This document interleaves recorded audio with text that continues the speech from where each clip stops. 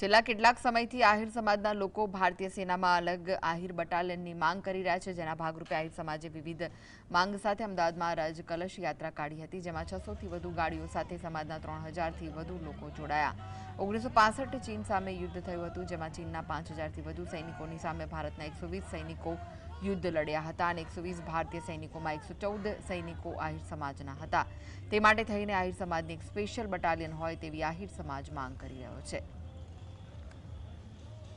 આપણે કહીએ કે રેજાંગલામાં જે યુદ્ધ થયું હતું 1962માં, ત્યારે ચીની સૈનિકો લગભગ 5000ની સામે આપણા 120 સૈનિકો લડ્યા હતા। એમાં 114 સૈનિકો જે હતા એ આહિર સમાજના હતા અને આહિર સમાજના જ્યારે સૈનિકો હોય અને જો એમના માટે આપણે બટાલિયન એક હોય નહીં તો એ બહુ જ સારી વાત ના કહેવાય। એટલા માટે અમે એવો વિચાર કર્યો કે ભાઈ અમારો હક જે છે કે અમને એક બટાલિયન મળે, તો તેના માટે થઈને અમે આજે આ શાંતિપૂર્વક રેલી કાઢી છે।